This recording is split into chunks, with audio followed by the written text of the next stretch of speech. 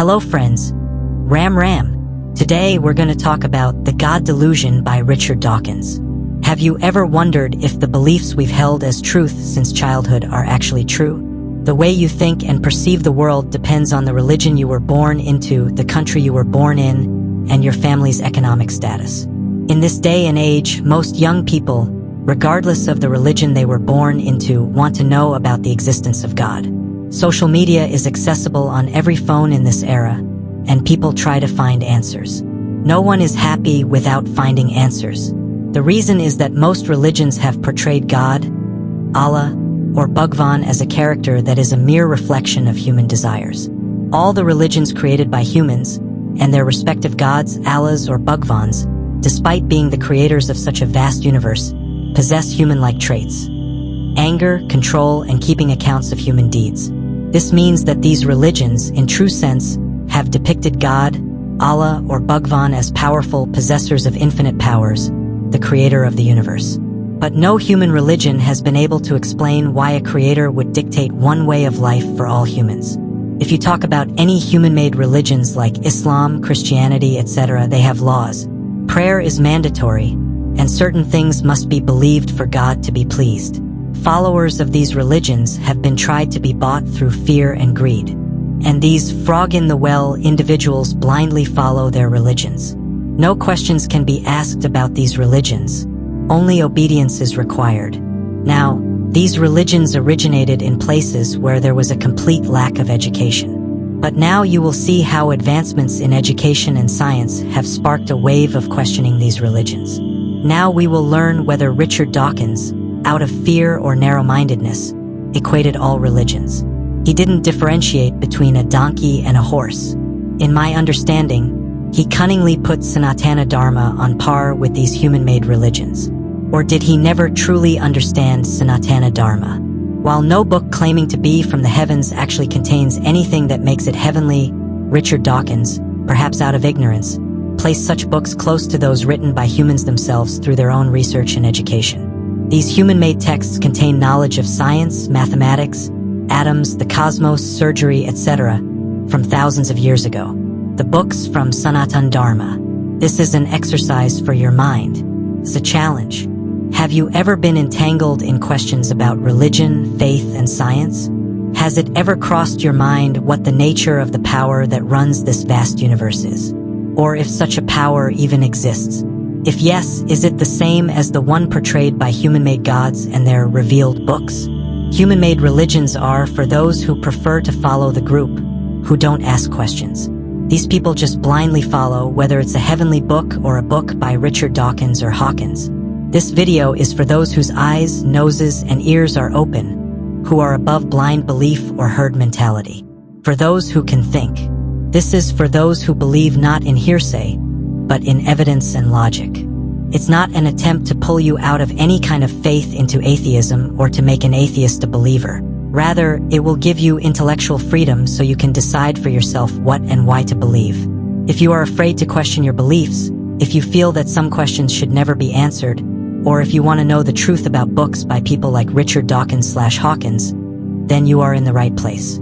I will try my best to present the facts to you, and the decision will also be yours. It will take courage to hear this, but if you're seeking the truth, if you're ready to open the doors of your mind, then get ready for an ideological journey that will shake you to your core. At the end of this journey, you'll find that the world is more wonderful and mysterious than ever before, but perhaps not for the reasons you've always thought. Let's begin this journey. Chapter 1: God, a Hypothesis. Is the existence of God a scientific question? This video begins with a very bold and direct idea. Author Richard Dawkins states that the existence of God is not a matter of philosophy or emotion that science cannot touch. Instead, it's a scientific hypothesis, just like we hypothesize about the existence of aliens or the discovery of a new planet. This is a claim that should be tested against evidence and logic. Now, many of you might say that God is a matter of faith, and how can it be brought into the realm of science? Faith is something to be felt. How can it be tested in a laboratory? This is where the author points out a crucial difference. He says that when someone claims an omnipotent, supernatural, and intelligent being created this universe, listens to our prayers, and intervenes in the world's affairs, it ceases to be merely a private feeling. It becomes a factual claim about the universe and reality. And the job of science is precisely to investigate claims related to the universe and reality. Think about it. For centuries, we've placed God in a category where questioning is forbidden. He's been considered sacred and excluded from all scientific inquiry. Now, this way of thinking belongs to Richard Dawkins or the followers of the Abrahamic texts. But even before all this, there's an idea, a philosophy called Sanatana Dharma. This is the most ancient, yet also a modern idea and way of thinking. Richard Dawkins says nothing about it. His ideas are about the God that humans themselves created for their convenience. These religions could never explain what benefits God derives from human prayers or devotion. Why should God rule over living beings in such a vast universe? And why should he punish them after death? But Dawkins, without any consideration, set out to uncover the truth about human-made God. And he demonstrated his cleverness by saying this. He argues that if God truly exists and created this world, there should be some signs of his existence. There should be some evidence that we can see, understand, and test. For example, if it's claimed that prayer heals sick people, isn't that a testable claim? We could take a group of 100 sick people for whom prayers are being offered and another group of 100 sick people for whom prayers are not being offered, and then see if there's any significant difference in the healing rates of the two groups. This is a scientific experiment. This was nothing but a farce and drama. The reality is that ever since humanity existed on this earth, these human religious texts only came into existence later. And scientists like Darwin named it nature. Now, if you pay close attention, you'll clearly understand this cunningness. But how? Takes courage to hear this. But if you're searching for the truth, if you're ready to open the doors of your mind, then prepare yourself for an ideological journey that will shake you to your core. At the end of this journey, you'll find that the world is more wonderful and mysterious than ever before, but perhaps not for the reasons you've thought until now. Chapter 1. God. A hypothesis. Continued. Richard Dawkins, what demonstrated through his scientific experiment is only drama. The followers of every religion somehow know that no divine help ever comes. Richard Dawkins didn't need any experiment to prove this. However, he also accepts the scientific notion that life appeared on Earth spontaneously, misleading the world in a different way. Some scientists have even tried to cook life in a lab, a concept known as abiogenesis. Science, too, believes in natural magic. All human-made religions and their respective gods are products of human thoughts. Now comes the real question. Who then? The super-intelligent creator. There is no one who can create or break these universal laws. But there is someone who knows all these universal laws and can use them. This being doesn't need anyone's worship. The God conceived by humans is nothing like this being. This is a super-intelligent creator who doesn't create universal laws but understands them well. This creator works within those laws. This creator has only modified humans in such a way that they discover these universal laws themselves without any help. And today's age proves that humans have not received any celestial help. Humans themselves have discovered some universal laws. So, Richard Dawkins or any such way of thinking that claims someone can create universal laws can only be foolish. Let's look at Richard Dawkins' views. What does he write?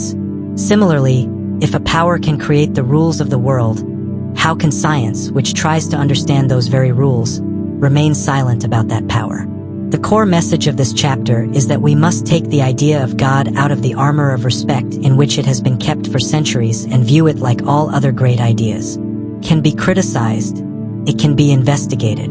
The author argues that faith, meaning believing in something without evidence, is not a virtue but can be a sign of intellectual laziness.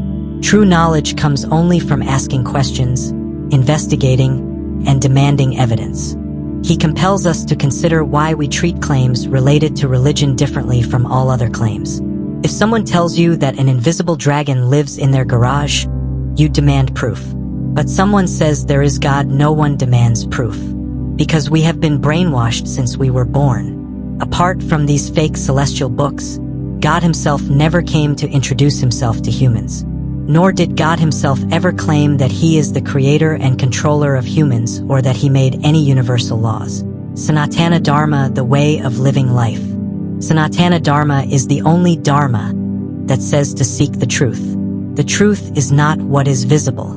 That is, this entire universe operates by universal laws, not by anyone's command. Humans have a habit of bowing before some power. That's why they created God, kings, presidents, and prime ministers, just to bow down to.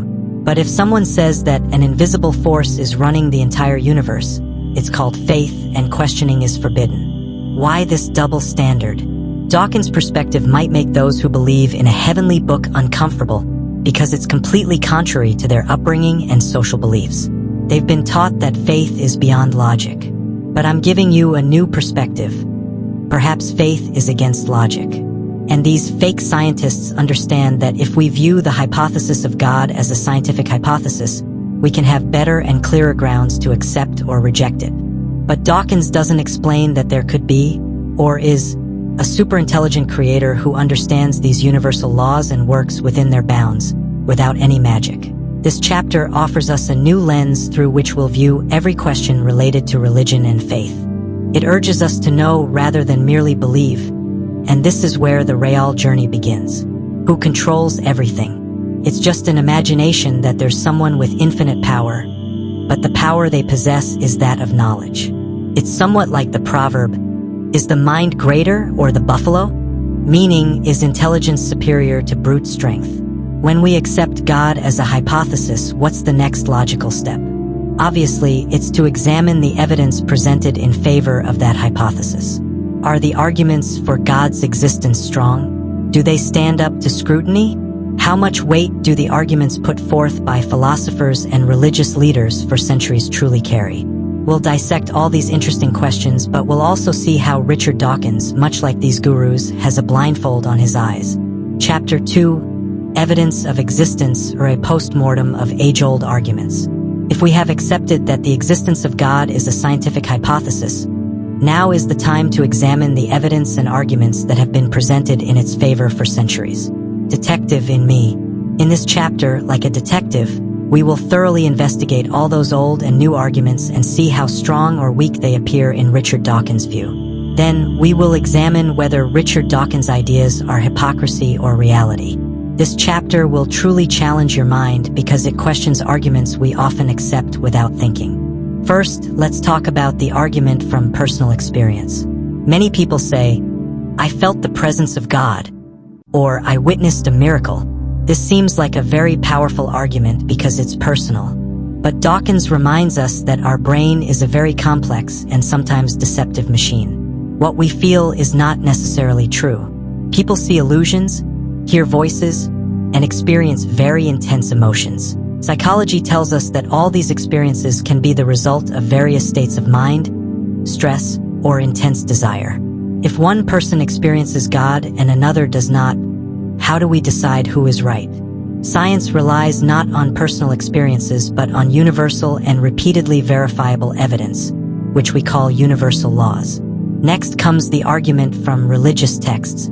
People say that God exists because it's written in our holy books. But here's a very fundamental problem. There are thousands of religions in the world, and all have their own holy books, which often contradict each other's claims. For a Christian, the Bible is the Word of God. For a Muslim, the Quran, and a Hindu considers the Vedas as proof. How can all these books be true at the same time? Dawkins never tested Sanatana scriptures. These Abrahamic religious books no match with Sanatana scriptures. The wealth of knowledge it contains is well matched with modern science. Dawkins argues that accepting a book as true simply because the book itself claims to be true is a circular argument. It's like saying, what I'm saying is true because I'm saying that I speak the truth. This proves he never studied any Sanatana Dharma books, as no book says it true or false. Sanatana Dharma encourages to look for answers. Don't follow anything blindly.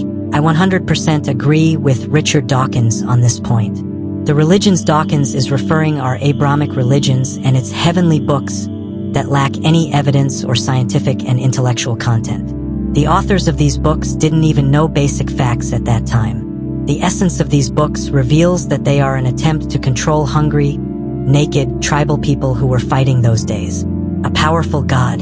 This theory reflects the limited intellect of its writers. No matter how powerful God is, his job is like that of a poor accountant, with no standing compared to this vast universe.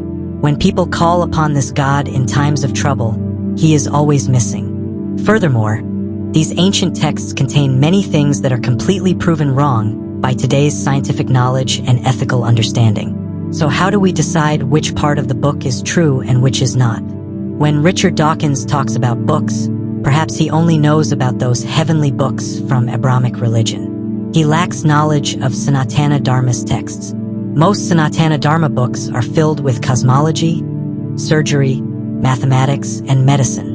These books challenge modern thoughts and science. There is no mention of any divine help in these books. Power comes only from the knowledge. There is no magic. Richard Dawkins' further arguments. Then comes a very famous philosophical argument called the argument from design or the teleological argument. Its simple form is this: when we see something complex, like a clock, we immediately understand that it was made by an intelligent designer. He accepted here an intelligent designer, but he refused to accept its intelligent designer/creator when it comes to living beings.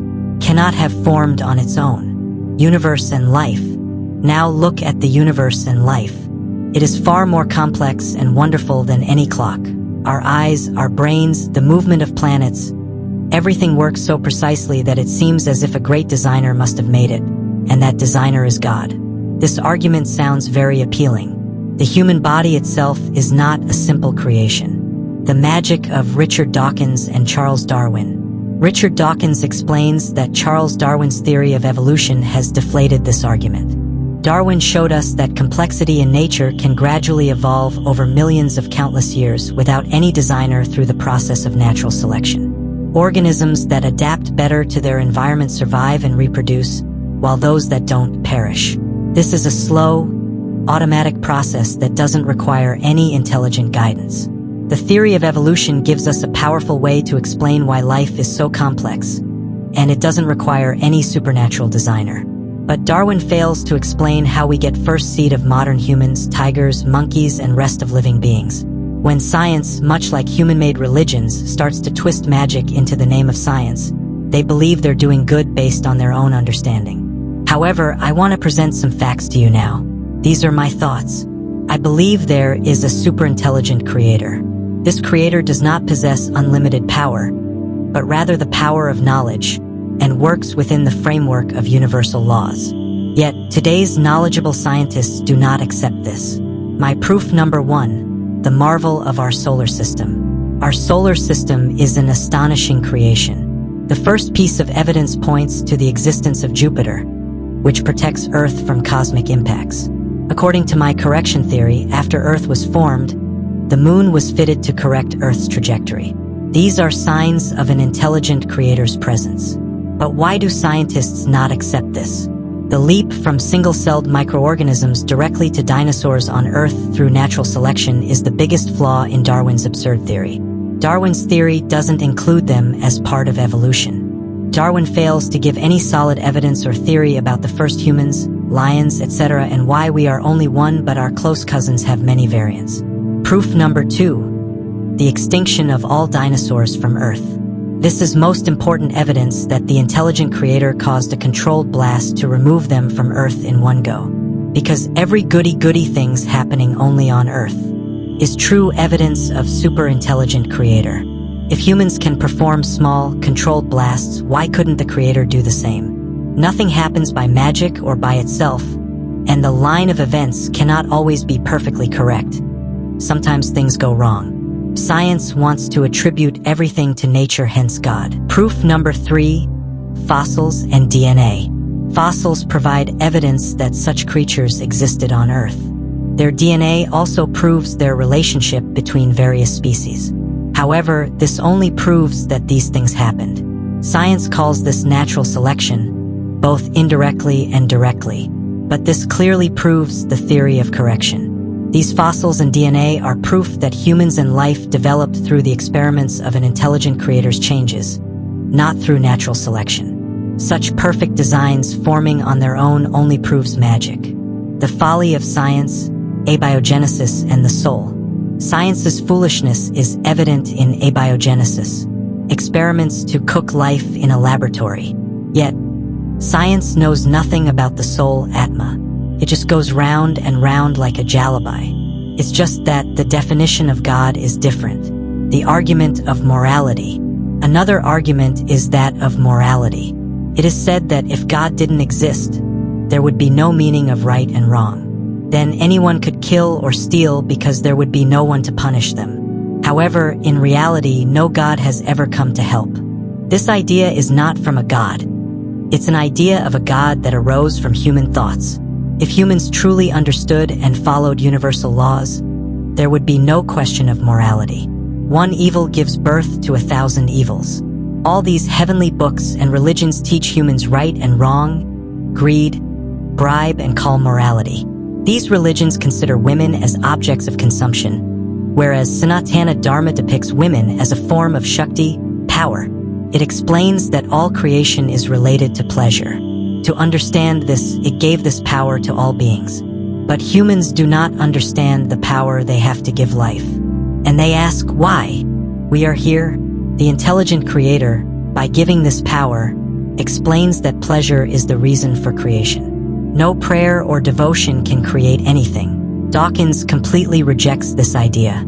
He states that our sense of morality doesn't come from God, but from our evolutionary past. As social beings, humans learned that cooperation, empathy, and mutual aid helped the group survive.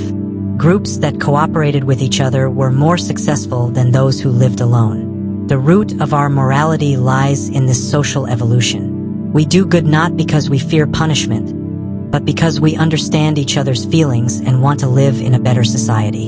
In reality, to think that we would all become animals without God is a very pessimistic assessment of human nature. The lack of morality in humans is caused by the teachings of human-made religions, which instill fear and greed in people in the name of religion. The power of sun. And humans forget religion, they also forget their morality. The superintelligent creator did not create a being that would constantly need to come to the creator for guidance. The creator created a planet that needed nothing from outside except the power of the sun. The creator created a being that did not need divine help. It only needed to solve the puzzle, meaning to gain knowledge, and everything else would be at their disposal. What we see today is that apart from the formation of the earth and the origin of humans, no divine help has been received by humanity. So, one by one, we expose the weaknesses of each of Dawkins' arguments and every main argument presented in favor of the existence of a human-made God. Dawkins cunningly tries to protect science with the arguments he uses for human-made God. His arguments are either logically flawed, or the superintelligent creator has provided better explanations. Why humans believe in their own created gods. However, a very profound question arises here. If all these arguments for the existence of a human-made God are so weak, then why does such a vast population of the world believe in them? What is the root of this belief? Is it a product of our minds? And most importantly, can we be good people without this belief? We will dissect all these interesting questions in the next chapter. Chapter 3, The Origin of Belief and the Question of Morality. Is God essential for goodness? In the previous chapter, we saw that the traditional arguments for the existence of a human-made God do not stand up to scientific and logical scrutiny. So, the question becomes even deeper.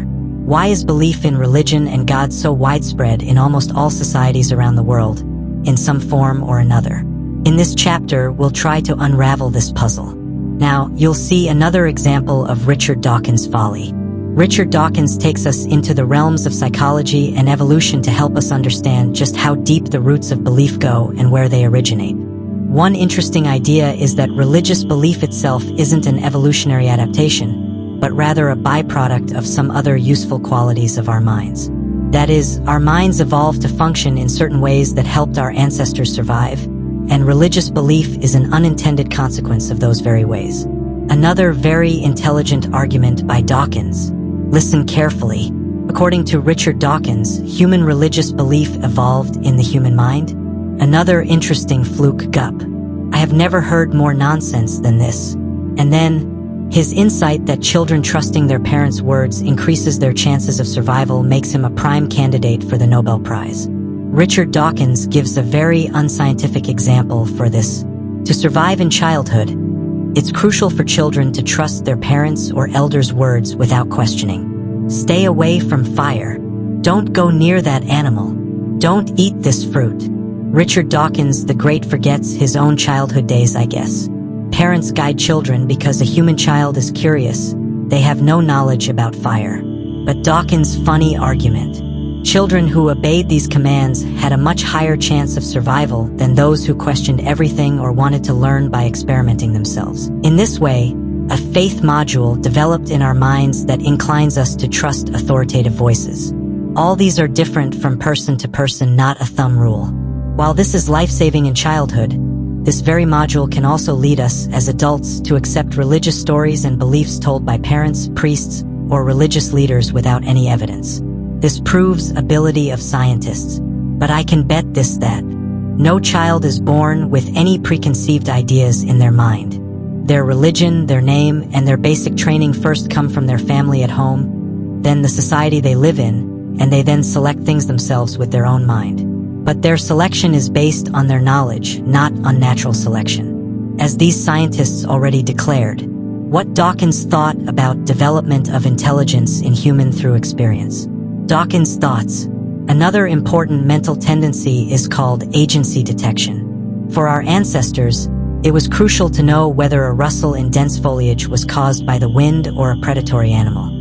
Those who assumed that every rustle had an agent or doer behind it were more vigilant and had a higher chance of survival. Even if they were wrong 99 out of 100 times, being right just once could save their lives. This saving lives theory that Richard Dawkins presents suggests the human capacity for understanding and learning. All of this became possible due to the designs of DNA, which further proves the existence of an intelligent creator and designer. Due to this tendency, DNA, our minds start looking for an agent or doer even behind natural phenomena. When no answer is found, it begins searching for one. And only Sanatana Dharma encourages asking questions and seeking their answers. Other religions simply demand obedience. Why does lightning flash? Surely some powerful agent is throwing it. Why did a drought occur? Surely some deity is angry. In this way, the idea of gods and spirits can naturally arise to explain the natural world. Now we come to the second and perhaps most important part of this chapter, morality. It's a very common belief that if God doesn't exist, there's no basis for morality. And it's only according to Abrahamic religious books like Bible and Quran, not in Sanatana Dharma. If there's no God, then everything is permissible. You get all this knowledge exclusively from heavenly books. Sanatana Dharma describes humans as being made of 5 elements, but these heavenly books made Adam from clay. It takes intelligence even to copy something. Richard Dawkins appears to be like a frog in a well. His scope seems very limited. In his view, only ancestral religious books like the Bible and Quran exist, and he forgot to refer scriptures from Sanatana Dharma. This makes him biased. Dawkins considers this notion one of the most dangerous lies. He argues that our sense of morality doesn't come from a holy book or divine command, but is a result of our biological and social evolution. We are a social species. For our existence, cooperation, empathy, and reciprocity, meaning, I help you, you help me, have been extremely essential. An individual who follows group rules, helps others, and is trustworthy is more likely to be accepted by the group. Conversely, a deceitful or selfish person might be ostracized from the group. This was equivalent to a death sentence in ancient times. Thus, moral feelings like empathy, a sense of justice and fairness evolved within us through natural selection because they were beneficial for our and our group's survival. Consider it this way. Do you help someone because you feel an invisible camera is watching you and keeping track of your good and bad deeds? Or do you help because you can feel another's pain? Most people would say they help out of empathy. Dawkins says that this is true morality. Morality that comes from the fear of punishment or the greed for reward is not true morality but merely obedience. Why do all these things arise? Richard Dawkins doesn't explain. Because fear and greed are the products of laws from a God created by humans. A frightened, greedy human can be immoral. An atheist can be just as moral, kind, and loving as a believer. This is because these qualities are part of being human, not of any specific religion. Contradictory thoughts of Richard Dawkins, it's not matching with real facts. Richard Dawkins states properties of humans without any proof, whereas human history shows that humans have also been enemies of each other. How much blood has humanity shed? Humans have enslaved other humans. There seems to be no substance in Dawkins' statements. Human-made religions spread hatred. Indeed, history bears witness that horrific immoral acts have often been committed in the name of religion. Religious wars, inquisitions, and persecution. All of this has been done in the name of God's will. This shows that religion is no guarantee of morality. To say, as Richard Dawkins does, that morality is an inherent human quality is utter nonsense. The human mind is a blank slate. It develops according to the thoughts it forms. The human mind does not come with any inbuilt data. From this chapter, we understand that human education is the foundation of human morality. This is because all human-made religions teach immorality, fear, and greed. They state that God craves their prayers, and if not followed, he will punish. The teachings of fear and greed lead humans down immoral paths. However, if we look at the teachings of Sanatana Dharma, they speak of knowledge. Dharma, meaning your duty, your actions, are important. No fear, no greed. If you study science, only then you can become a scientist, not through any prayer. Sanatana Dharma speaks of transformation. The human body is made of 5 elements and returns to those elements. Science also supports this. Matter transforms into energy. This means that human-made religions and their gods are both a great danger to humanity, potentially harmful to human progress and reason. In the next chapter, we will consider this serious topic and see how fundamentalism and faith create conflict with science. Chapter 4: Religious Texts, Fundamentalism, and Conflict with Science. The biggest flaw of these human-made religions is their gods, who have no existence. Their followers have to protect their gods and their teachings themselves.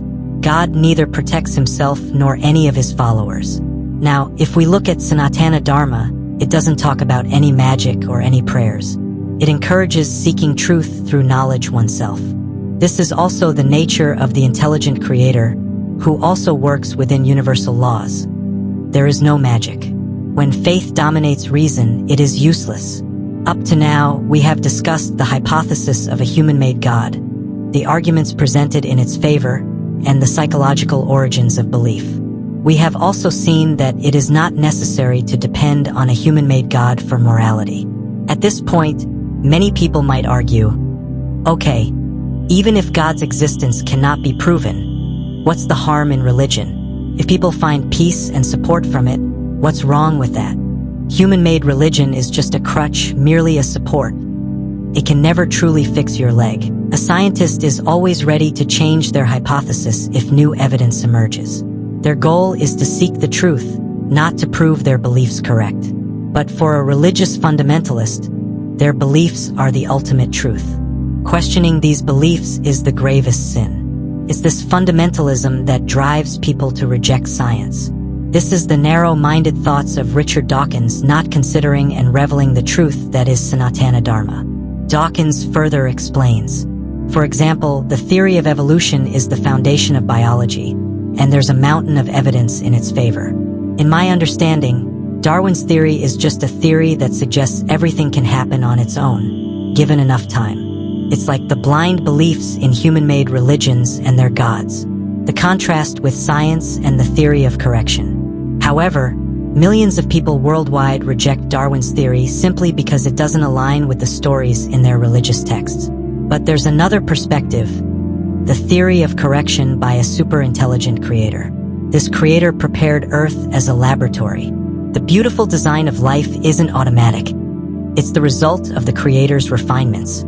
Human-made religions are a huge obstacle to the progress of knowledge. Furthermore, the literal interpretation of religious texts also creates a very serious problem. Most holy books were written in societies thousands of years ago, whose ethical and social standards were very different from today's. These books often justified violence, slavery, and discrimination against women. When people try to apply these texts in today's time, considering them the literal word of God, the consequences can be horrific. This not only hinders social progress but also gives rise to hatred and conflict. History is full of examples where followers of different religions fought each other simply because their books said different things. Dawkins' arguments and my perspective. Dawkins argues that even liberal or moderate religions are not entirely free from this problem. This is because even though liberal religious people ignore the violent or irrational parts of their texts, they still maintain the core idea that faith is a good thing and that holy books should be respected. This provides an ideological shield to fundamentalists. A fundamentalist can say, "You also believe this book is sacred." Here, too, Dawkins gives no importance or mention to the research and knowledge of Sanatana Dharma. This proves his frog in the well mentality. If you lack knowledge, you cannot reach the truth. I am taking this fundamentalism more seriously. However, my aim is not to show that all religious people are bad. Absolutely not. Actually, all man-made religions are created for ruling the masses. Rather, its purpose is to show that there are certain elements within the structure of religious faith itself that can be dangerous to reason, tolerance, and scientific progress. This forces us to think, should we celebrate faith, or should we promote a worldview based on reason, logic, and evidence? This conflict is not merely academic. It has a profound impact on the real world, from education policies to public health, and from international relations to individual liberty. This brings us to a crucial crossroads. If we recognize the idea of man-created God and the problems of organized religion, what is the path forward? This earth has continued to exist without the control of any human-made God or intelligent creator. Though I believe there is intelligent creator who works within universal laws. But this concept of God is an addiction with no reality, because he will never come to help or guide the humanity. Is the world without God a cold, meaningless, and colorless place? This question is irrelevant. Why? Because God never came to help. Only science and reason can lead us towards a more truthful and profound beauty. This is absolutely correct because human-made religion is an illusion, promotes fear, greed, and immorality. We will explore this optimistic and inspiring possibility in our final chapter. Chapter 5. A World Without God. Richard Dawkins' idea here is nothing new about its absolute truth, because Dawkins himself knows that God never came to Earth to help humanity. This human-made God exists only in words. Whenever humans needed help, they found God missing. Humans accepted this as fate and practiced patience. Humans don't need divine help. The need is for humanity to understand that the super creator's creation is such that humans need knowledge, not divine help. The help that humans seek cannot be obtained by breaking any universal law. The beauty of the universe through the eyes of science. Our journey so far has been quite challenging. We have viewed the concept of a human-made God as a hypothesis, examined the arguments for its existence, understood the psychological origins of belief, and considered some serious problems related to religion. At this point, many people might feel a sense of emptiness or fear. If God doesn't exist, if there's no supernatural plan, then what is the meaning of life? Are we just the result of a cosmic accident, wandering aimlessly in a dark and cold universe? This fear was addressed by Dawkins, which once again proves that there was some deficiency in Dawkins' knowledge. First of all, God never ever came for help, because man-created God doesn't exist. And my other experience is, as long as you have a loved one alive or your pet alive, you might feel like you cannot live without them. After they are gone, in reality, after remembering them for a few days, that feeling also fades. But the presence or absence of someone who only exists in your thoughts makes no difference. It's like the death of a movie star. It doesn't affect normal life. But let's see what Richard Dawkins argues. In this final chapter, Richard Dawkins directly addresses this fear.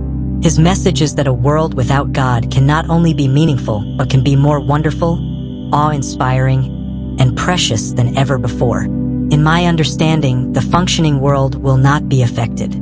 Only the lives of the descendants of those who follow human-made religions will become easier. And without the thought of God will not make any difference in the life of ordinary people. But it will definitely affect the parasites of so-called religions. Embracing scientific understanding. Poet in Dawkins. Dawkins argues that religion has often prevented us from seeing the true beauty of the natural world. It has entangled us so much in miracles and supernatural stories that we overlook the real wonders present beneath our feet and before our eyes. Science, unlike religion, gives us the opportunity to directly observe the grandeur of this universe. Just think, when you look at the night sky, it is more awe-inspiring to know that those twinkling points are not lamps placed by some deity. Instead, it is to know that each of them is a gigantic star, a burning nuclear furnace billions of miles away from us, possibly with Earth-like planets orbiting around them. This shows his words are good for a specific period of time. These facts have no visible effect on human life. It's just poet in Richard Dawkins' soul.